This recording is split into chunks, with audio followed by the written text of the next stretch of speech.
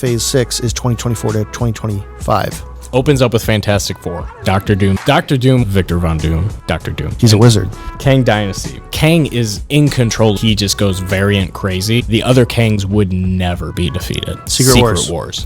Choose your challenger. All of the heroes, all of the villains. We could see anything. Shaquille O'Neal as that one guy. It's so complicated, Austin. That's right, Chuck. Hello there. Assemble.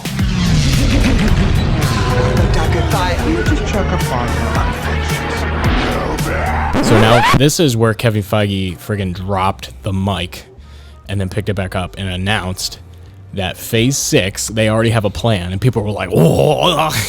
Yeah. He was like, let's look ahead to Phase 6. And people just lost their collective mind. Just couldn't handle it. Yeah, I mean, like, the audience reaction. And this is kind of funny because, like, the people at Comic-Con clearly know what's going on because every time he announced a title, they were losing their minds. Yeah. And I was at home going, what? Well, if you're at Comic-Con, you don't have much of a mind to lose. Oh, got him. Freaking roasted. All right, so Phase 6 opens up with Fantastic Four. That's exciting. We've already seen a Mr. Fantastic from 838 Earth in Doctor Strange. Is this 2024? I don't think they even set a date.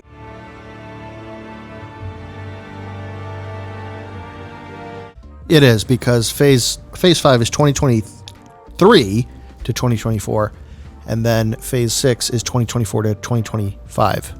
So Phase 6 starts with Fantastic Four movie. Yay! Which makes sense because a lot... Can John Krasinski hold out 2 more years to get cast again in another movie? I really hope so.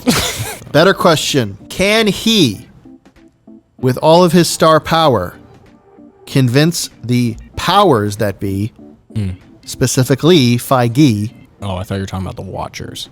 That Emily, what's her name?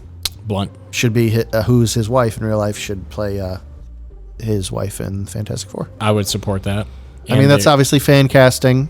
Like I said, they're running out of actresses, so she's going to be involved at some point in some capacity. Might as well be with her husband.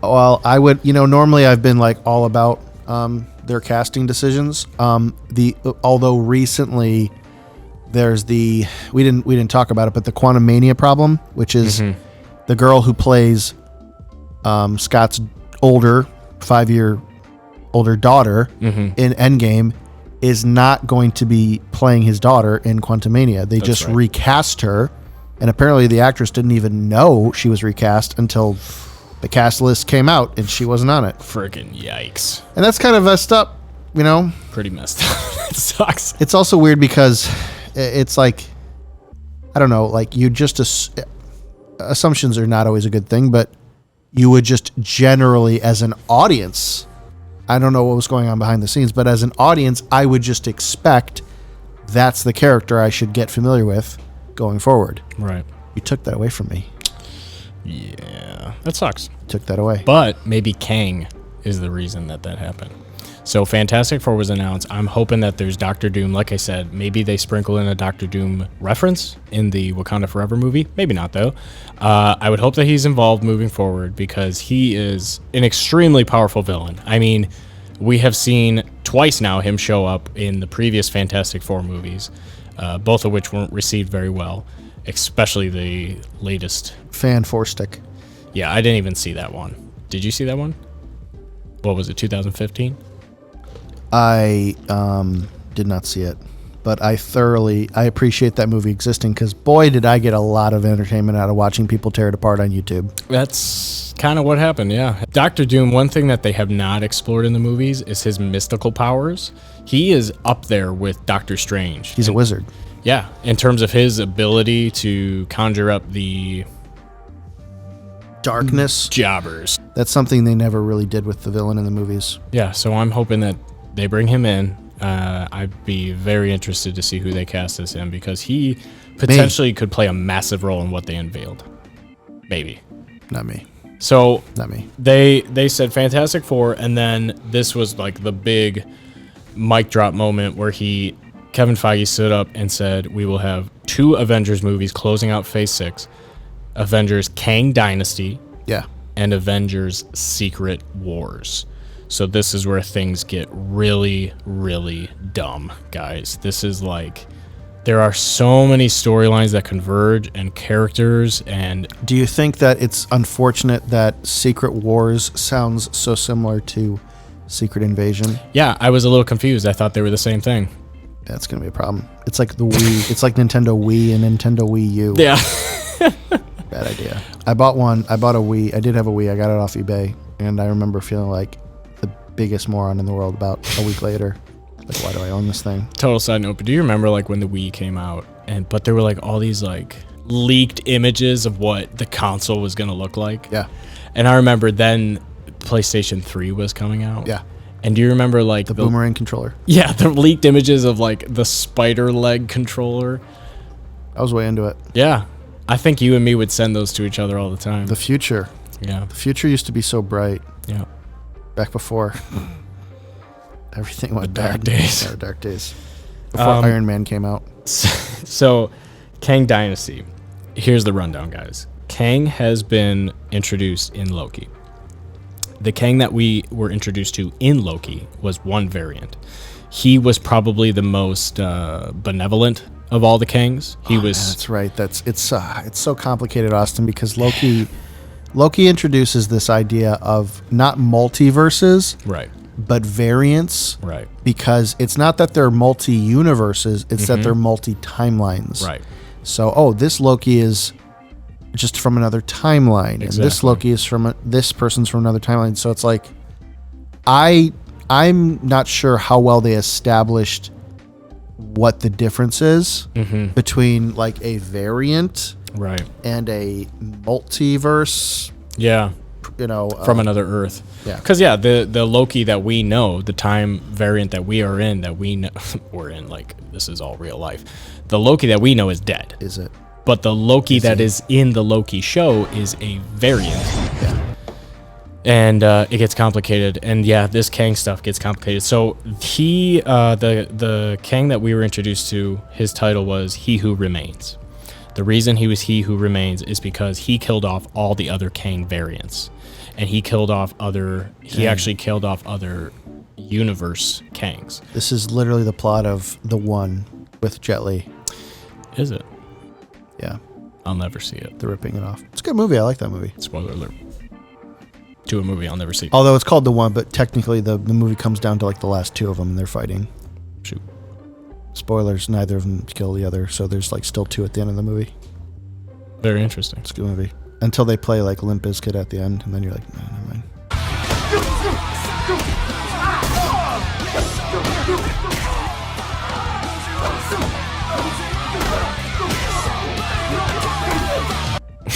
Over the end of credits. So anyway, Kang, let's talk about who Kang is. Can we talk more about The One with Jet Li? No. So Kang, in the comics, his name is Nathaniel Richards. He's from the 30th or the 31st century. So he is a futuristic. Isn't Richards the last name of Mr. Fantastic? It sure is. So I don't. Dad? From the research I've done, I don't think it's confirmed, but It's a common last name. he's possibly a descendant of Reed Richards' time-traveling father, who is also named Nathaniel Richards. But Austin, Reed Richards is white, and Nathaniel Richards Kang isn't. What are you trying to pull? I don't know. He also potentially could be a descendant of Victor Von Doom, Dr. Doom. So Kang, It's like Star Wars. Everyone's related. everybody knows everybody. Yeah. Lando's got a daughter.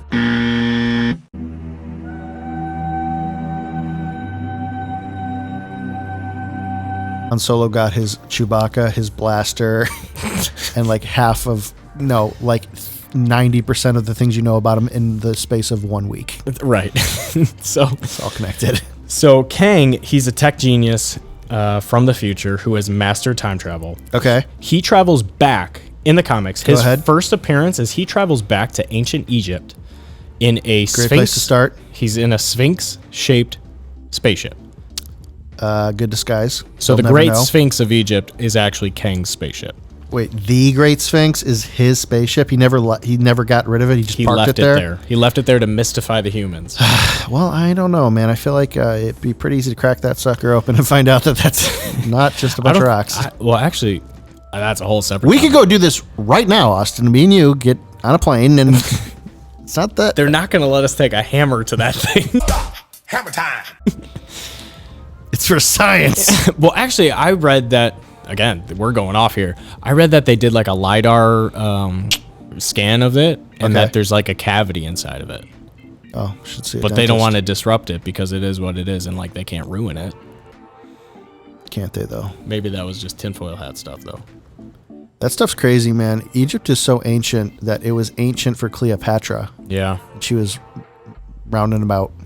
Yeah, I mean, well, like the general idea is that the Great Pyramids are 7,000 years old, and like the Sphinx is 7,000 years old. Super old. But, man, this is like a whole thing, and I don't know that much about it, so I don't want to. Egypt is the boomer of nations. It's almost like they think it's 7,000 years old, but there's a lot of water erosion at the base of the Great Sphinx. Oh. And people have said for a long time that it's actually wind erosion from the sand. But anybody who knows about erosion knows that it's water erosion, which then, if it is water erosion, the only thing that makes sense was that it was in a fertile, watery environment, not necessarily just desert. Exactly. And the only time that the Sahara was not a desert was like 12,000 years ago. Dang. So let me blow your mind with that. Well, I hope Kang goes back in time just to sort that out. I hope they give us some live footage of what it was like. I really would like us to finally, in the year 2025, get that just... This is coming from somebody who knows approximately 3.5% about ancient Egypt. And that was one of the tidbit facts that I learned. Well, there you go. Yeah, that's enough. So, hey, no better place to come up with crazy conspiracy theories about ancient history than Egypt. Ain't that the truth? Okay? It's Aliens. just the perfect place. It really is. To make up stuff. Yep. So anyway, Kang goes back in time. He goes to ancient Egypt because he knew that our boy, Oscar Isaac, Apocalypse was this all-powerful mutant from ancient Egypt. So he goes back there to try to essentially like take over Apocalypse's mind and like manipulate him into serving him. I don't think it works out for him. But that was his motivation to going back to ancient Egypt. Well, is that why like Apocalypse in the movies is always blue? He's like a blue-skinned guy. Maybe. And then Kang, as you see him in Loki, is not blue-skinned. He looks like just a dude. He's a normal person. But in a lot of the comics, and even in some like the Photoshop graphics I've seen of Kang, he's blue. He's like, his skin is blue. And he's got like a purple TV head. Yeah, so I don't know. I was always wondering, is he like an alien or is there like a something? He's like a tech. I don't know. Maybe in the future, everyone's blue. Maybe. That Eiffel 65 song was prophecy. I'm blue, I guess so. Okay, so he goes back in time. It's kind of like the end of Deadpool 2. He goes back in time. He shoots Oscar Isaac in the head. He says, your movie's terrible. I don't want this. No, he becomes Pharaoh. He becomes Pharaoh Rama-Tut. And his first ever debut in the comics is like one of the first episodes of Fantastic Four, where they are also back in time and they defeat Rama-Tut. Moon Knight is a story that takes place with Egyptian gods and Egyptian timeline, and there is a small Easter egg in one of the episodes of Moon Knight. It's when he's fighting those three guys on the roof, and him and Stephen and Mark both black out, and when they wake up, two dudes are dead, and then the third dude is like the young kid. Yeah. That young kid is wearing a jacket, and on the back of the jacket is a pharaoh symbol. The pharaoh symbol is the Rama-Tut symbol. So we know that there have been little sprinklings in Moon Knight, at least, that Rama-Tut exists. I don't know if they're going to explore that with the whole Kang thing. Yeah. But that is a part of his story. Maybe it was just a fun Easter egg. That was his first appearance, but then he travels back to the future, and then that's when he just goes variant crazy, where he is able to manipulate space, time, the quantum realm, and that's why he's going to show up in Quantumania. It's almost as if he potentially is the one who created the time slips. And don't get sucked into a time vortex. We won't be able to save you. That Scott Lang falls into and that they utilize in Endgame to go back in time and get the Infinity Stones. Essentially, it sounds like all the things Thanos wanted, but just without the hard part. Yeah, and almost like in Loki, how they're just using the time stones as paperweights. Like, Kang is in control of the TVA. So the mere fact that Thanos is seeking these. So I don't watch TV. So Thanos is seeking the Infinity Stones, but they're just like trinkets to Kang. He's that powerful. Yeah, he's Thanos times 11D. I mean, he is way more powerful, and from what I gathered, he's better looking. That probably helped. For he's sure. Not got that ugly Josh Brolin face. Ain't that the truth? Yeah, he's a good looking guy. Although his cousin apparently is, or is his brother at the end of Eternals, is also like Harry Styles. Decent looking dude. Yeah, I need to look that up. I haven't watched Eternals. Yeah, can't wait to find out. It's almost like everything that has happened up to this point, Kang has allowed to happen. Some even theorize that the time slips that they used in the quantum realm, Kang allowed them to do that because he knew he who remains, if he ever died, he needs to have almost like a way for the other Kangs to be defeated. If the Avengers had not discovered those time slips, the other Kangs would never be defeated. So you're saying it's all going to work out in the end? Maybe. Oh, there's no more tension. It's all going to be okay. So Kang is super powerful, and because there are so many variants of him, as soon as you kill one, the next one pops up. You kill that one, the next one pops up. And it is just like there are hundreds of Kangs. Dang. But what's interesting is so in Doctor Strange, again, no line of dialogue is wasted. I have famously used her. Mr. Fantastic says, an incursion occurs when the boundary between two universes erodes and they collide, destroying one or both entirely. It's almost like when a character is present in another universe and he's present there for a long time or too long and he starts changing stuff, it starts to destabilize those universes. So we've got Spider-Man, we got Andrew Garfield's Spider-Man, and we got Tobey Maguire coming back. We got them back in No Way Home. Yeah. It's almost like if they would have stuck around and they would have kept fighting with Tom Holland, things would have gotten bad.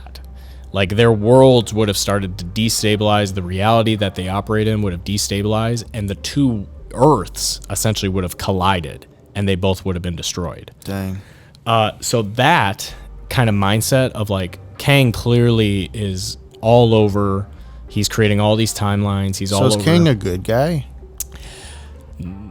Well, here's the thing. No, but if these universes and this, they called this phase the multiverse phase. Sure. Like what this is all about. And Kang is like the multiverse But why guy. did Doctor Strange have the multiverse of madness?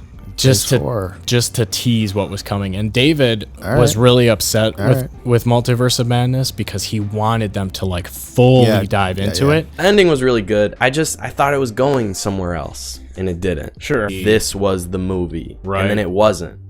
So it's like, what are you guys gonna do? I don't know. I have hopes. Go into it, and they didn't. They kind of just skimmed over it. Yeah, they gave you a very, very, very, A very hop, small skip, and a sliver. jump through the multiverse. It was. And they did that because they were leading up to this. And like, this is going to be the meat and potatoes of the multiverse. Okay. That was just a quick sampler. But if he's hopping all over and there's all these variants, there's going to be a lot of destabilization where Earths may collide.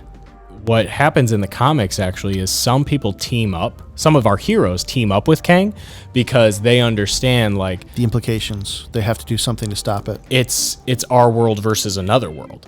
Dang, just like real life. And it's Tom Holland's Spider-Man versus Tobey Maguire. Oh, who do I pick? Which one do I shoot? Because the the realities are destabilizing, and it's either our world's going to go or theirs is going to go. Right.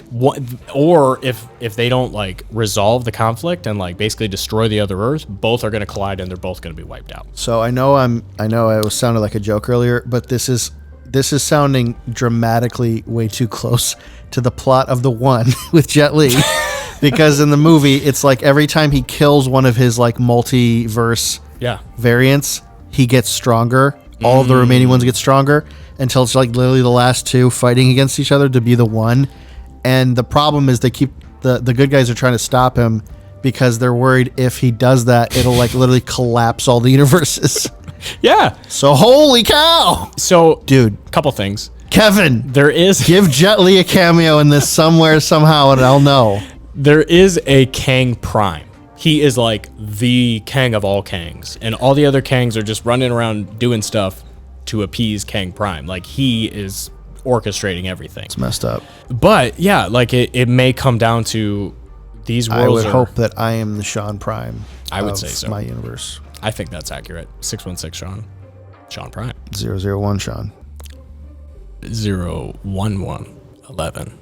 But if you're in the upside down, it's 110. 111. Okay, good point. So we're kind of on this collision course of like things are going to get really intertwined and messy, and there may be an incursion, which is there's no other reason that Reed Richards said that in Doctor Strange unless that's where this is leading. An incursion occurs when the boundary between two universes erodes, destroying one or both entirely. Where the multiverse is going to get a little too messy and universes are going to literally collide. Which leads us right into Secret Wars. Secret Wars is a... Dang, I just had an idea. What? Fantastic Four, we're going to find out, isn't actually the Fantastic Four from our 616 universe. It's actually essentially a prequel of that Reed Richards from Multiverse of Madness. And it's kind of like leading up to his worst fears coming to pass with Kang and the incursions and stuff like that. Yeah, well, one person theorized the Kang Dynasty is maybe Kang, if he is related to Reed Richards, maybe in Fantastic Four, Kang approaches Reed about like joining up with him to take over the universe. The Kang Initiative. And then when Reed Richards denies him, that's when maybe he pivots to Doctor Doom. And then Kang and Doctor Doom team up. And the problem is, there are so many characters that are going to be involved in this movie, like double what is in Endgame. Yeah, you know how we used to get upset about them killing characters off. Yeah, now it's like, well, you just start thinning the herd here, guys. It's too much. That's why I said I think Thor is going to die because Hemsworth's been around for a long time, and they literally just tripled the amount of characters that we know. Bye, Chris. Peace. R.I.P. Nice in peace. You were a good boy. So Secret Wars. Secret Wars is. Let's just make it very clear. Yeah. It is the Super Smash Brothers of the Marvel Cinematic Universe. So in Secret Wars, choose your challenger. Secret Wars was brought to light in 1984. Actually, there's two comic book series. One in 1984. One more recently in 2015. The 1984 is basically again, multiverse gets destabilized. Earth 616 crash courses with another Earth, and they destroy each other. A celestial being called the Beyonder. He's this super powerful Beyonder.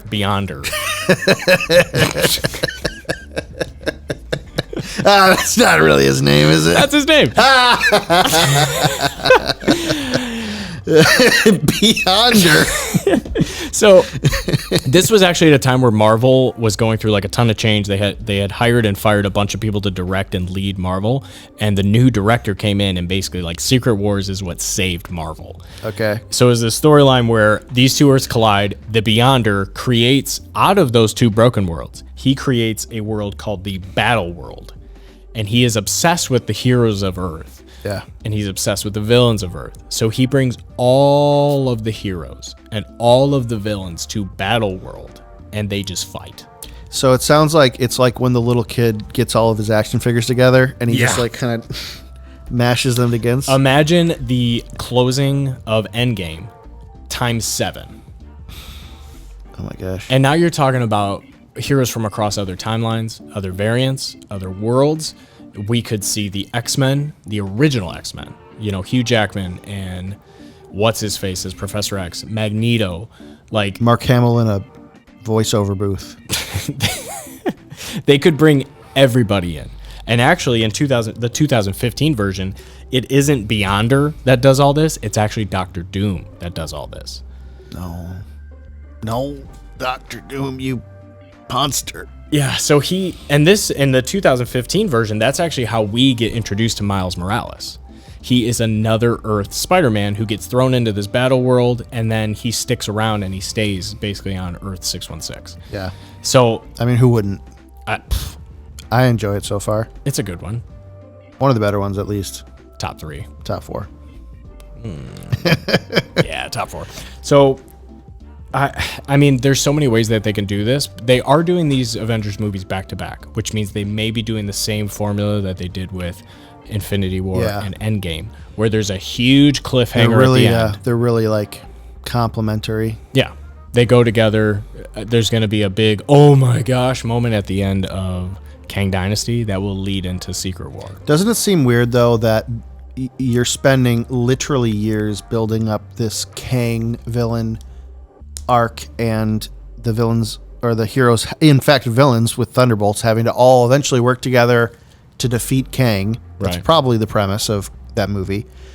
And then at the end, it just somehow switches. It's like when you beat the boss and at the end of the game, but then he has his final form. Right. Where he's like not even a person anymore. He's just like a weird blob monster. And then he hits you with an attack that instantly kills you because you don't know what to do. Yeah, you're like, I'm all out of Mike Phoenix down. I don't know what to do. So don't you think it's weird that Secret Wars would just become this weird, like, hey guys, it's just, you know, we had this character driven, highly motivated narrative based off a pivotal character's desires, wants, and then we go from that to now this, like, hey, it's battle royale, by the way. Like, I don't know, like, let's just get every contract out of the box. All right. Chris Evans, get out here. RDJ, get out here. Yeah. You played Sabretooth in the first X-Men movie. No one remembers you, and you get on out here. Well, there was a panel when the 2015 version came out. There was a panel Calling all actors who have ever played a comic book character ever. There was a panel for that. Ben Affleck as Daredevil. Colin Farrell as Bullseye. Jennifer Garner as Elektra. We could see anything. Shaquille O'Neal as that one guy. Wesley Snipes as the original Blade. Yeah, they could do anything. Here's what. Let me just say something real quick. I'm sorry. it. I don't want to interrupt you, but I feel like this needs to be said. Secret Wars is going to come out. It's going to be everything, everywhere, all at once. I think so. But for superhero movies. Yeah. And then the world's going to end.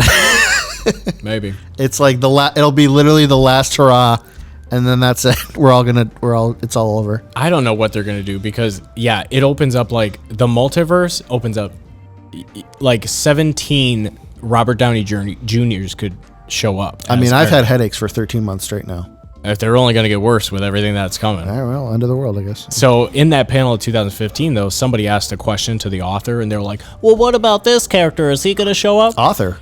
The guy who illustrated it. Okay. So they asked him about some random character, and he said, "Listen, in Secret Wars, everyone dies." just like so blunt, like, you're gonna get all of it, but they're all gonna die. It's like Celebrity Deathmatch. So now, like, the issue with that, though, is there are so many characters. It's gonna be the Lego Movie twist, where Secret Wars is going to be a 2.5-hour movie of characters like literally killing each other.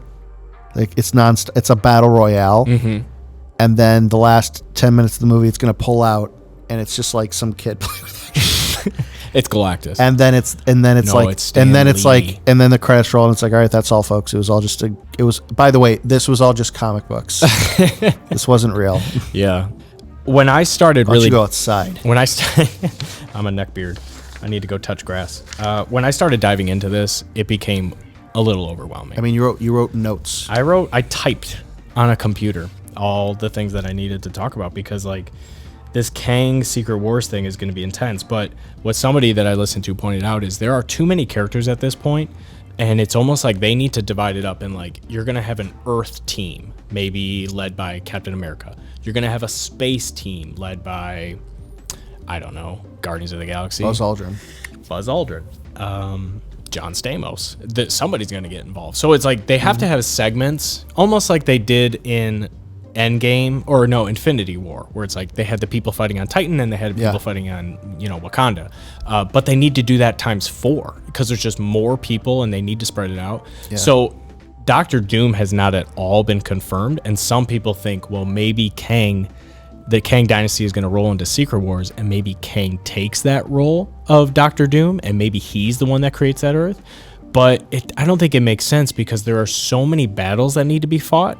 I mean, sure, they could all be fighting all the Kang variants, but I think what's more realistic is Doctor Doom is fighting this group of heroes. Kang is fighting this group of heroes. And then there's all these other heroes filtered in that are kind of on like side quests that are still like super crucial to the storyline. But we got to get the MacGuffin to stop Kang. You go this way, you go that way. Well, like if they're bringing in Daredevil, like, okay, Daredevil's not going to be fighting Doctor Doom. You can't see. No. They're going to have him and Echo team up. What will their team be called? Don't be offensive. In the comments, I want somebody to come up with the team between Daredevil and Echo. That's a good pivot.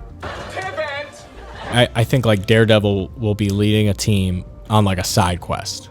That is important, but he's not going to be punching Doctor Doom in space. Or is not with that attitude. Not in this economy. This economy, gas prices the way they are, going down suddenly. What's up with that? You know what I actually just realized? Well, obviously Phase 6 is only 3 movies they revealed. There's probably going to be more than that. Right. So I'll put the graphic here in the Phase 6 timeline. It's like Fantastic Four starts and then jump to there's a giant blank. Yeah, and then Kang. We're not going to tell you all that's happening in between, but this is how it's going to end. It's going to start this way and end this way. Okay. I just realized that there's no Eternals. There's no new Eternals. I guess they don't need another movie, but those are pretty powerful and important characters, and the cliffhanger at the end of that movie seems pretty important. So in looking at the other stuff, I don't know where they're supposed to come back. Sure. So maybe they are a part of the Space Force.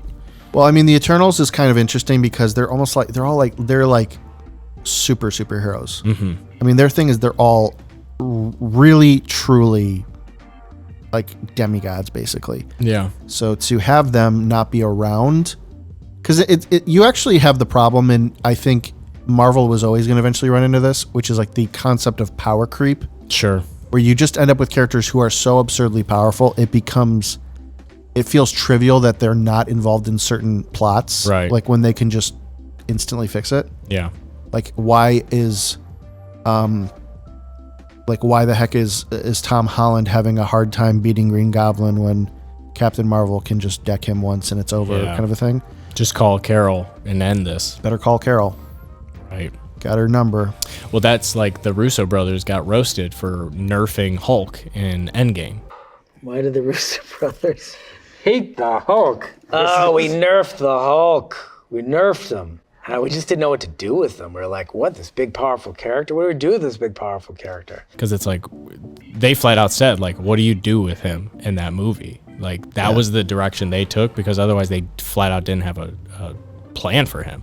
Yeah. Which, a while ago, the Russo brothers were asked, like, if there was any storyline you could go down, if there was any storyline you could do, what would it be? And they said, the one series that, we adored growing up was Secret Wars.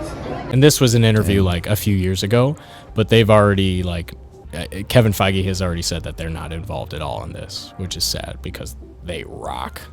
Just like that girl who played Cassie, Scott's daughter. Not involved. Well, then somebody even said, like, with the way Kang manipulates timelines and does different variants, they could literally explain every single plot hole in the MCU as... Oh, how convenient. ...something Kang did. Like, Edward Norton used to be Hulk, but now it's Mark Ruffalo. #Kang. Or, he did it. Terrence Howard used to be Rhodey, yeah. Rhodey. Yeah. Like, that's... Hashtag Kang. That's Kang. He can do anything. So that's, yeah. Hashtag that's so Kang. I mean, how are they going to reel that in? So that is the MCU rundown. You know, it's kind of messed up in a weird way. They could have just recast Black Panther. They could have. I don't know. I'm super interested to see That is again, like I said, that's actually why that movie is so interesting, because logistically, most movies would just recast the guy. Right. Like, that's just what you do. Yeah. These are movies. Right. This isn't real. Right. It's a product. You can put another guy in the suit, have him play the part. It'll be okay. But they're decidedly not doing that. Yeah. And that's where I talked about like the 80-20, the 80% where they stick to the storyline and they've got the 20. This movie is more like 80-20 reversed, where they are just going to take it a new direction and take his death and like really play into that and try to honor him and not recast it. And I think that's pretty cool. I'm so excited for that movie. I don't know how I feel about Wakanda forever getting all water wars in the movie theaters ahead of Avatar 2. Yeah. What's that movie called?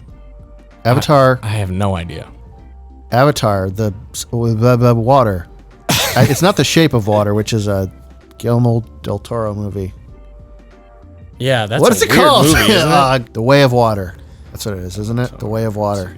Such a stupid name. The Way of Water. You're right. So stupid. Pretty stupid. So it's like the Phantom Menace. It's like just so stupid. It's great. That wraps up MCU recap. So much is coming, and that's just MCU. San Diego Comic-Con recap. And now that doesn't even include all the other whatever they were talking about there. I'm gonna give you guys a 10-second rundown of the DC stuff. Go. DC. Black Adam's coming out. Dwayne "The Rock" Johnson is making his superhero debut. Not gonna lie, I'm a little burnt out on Dwayne "The Rock" Johnson. I mean, he's like built. Exactly. I mean, I've been following him on social media, and I knew he was gonna be Black Adam like a long time ago, and it's finally coming out. That role is perfect for him. You look at the comic book character physically, he is Dwayne "The Rock" Johnson. Yes, it's probably going to be good. I think the DC universe is trying to reset and start on the right foot.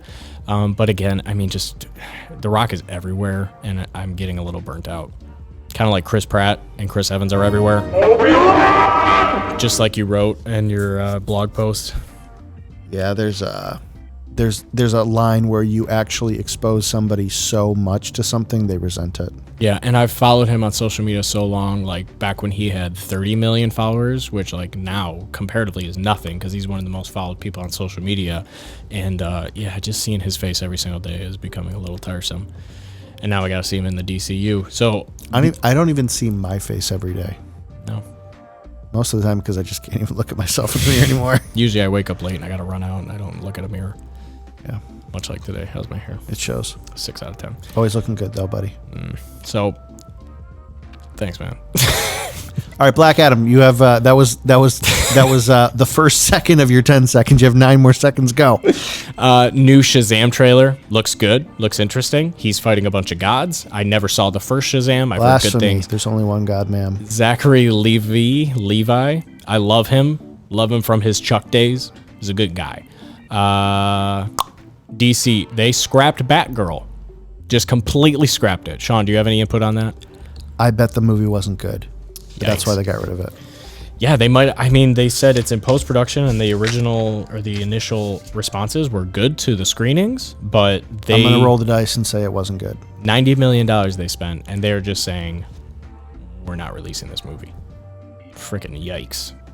Ezra Miller was recently charged for his crimes in New Hampshire or whatever, so now he's probably not going to be Flash, but they already filmed the Flash movie, and I do believe I read they're moving forward with that. I mean, that they're doing Flashpoint with that. I can't imagine being... I cannot, Austin, care about a Flash movie. Dude, Flashpoint is a sweet storyline. Dude, it's baller. Not with Ezra Miller. No. Never was going to be. But in Flashpoint, Here's 2 more seconds of my 10-second recap. Yeah. You'll have 7 more seconds after Thomas Wayne is Batman. Martha Wayne becomes the Joker. Because in the alleyway in this universe, all right, instead of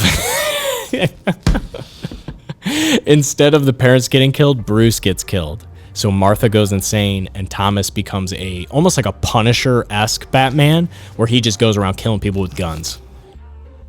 Okay. That movie, there's an animated movie.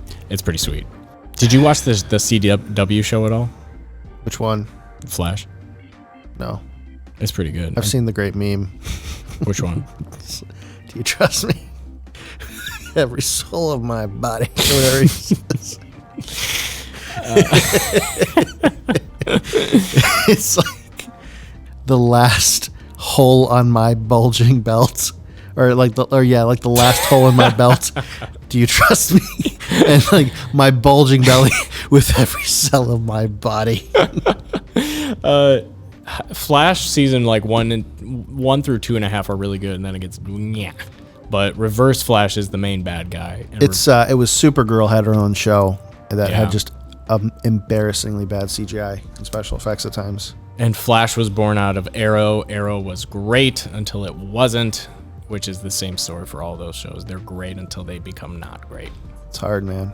It's hard. Last thing I'll leave you guys with, this is a total rumor. I don't know if this is confirmed or denied, but Henry Cavill was rumored to be in talks to be a part of the MCU.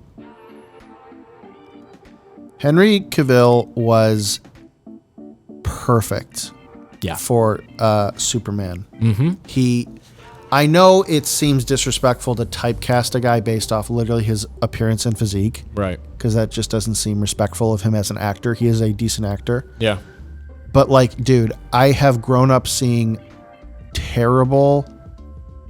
I have never seen a person who looks like a comic book Superman until Henry Cavill. Yeah, he's perfect. He is a juggernaut of a guy. The fact that we did not get a Man of Steel 2 is so disappointing. And so it is such a weird problem that he was... We've waited literally 100 years for a guy like him to play Superman. And then Warner Brothers just kind of had no idea what to do with him. They did not have Kevin Feige on their squad. So it's kind of a bummer. I don't know. I don't mind the idea of him being something somewhere, but I think anything he could play is just a step down from Superman. I agree. It's not his role. Where like I said, Dwayne The Rock Johnson is really a plus casting for Black Adam. I mean, Henry Cavill was the ultimate Superman cast. Yes. And anything else that he shows up in is gonna feel weird. And my first response to that rumor was, who would he even be? Because like all the good characters are already used. But then I spent the last 48 hours diving into this Kang Dynasty Secret War stuff, and there's so many possibilities. I'm sure they could find a good spot for him and utilize him in a positive way. There was I'm pretty sure there was at some point like a Marvel DC team up comic run. Yeah.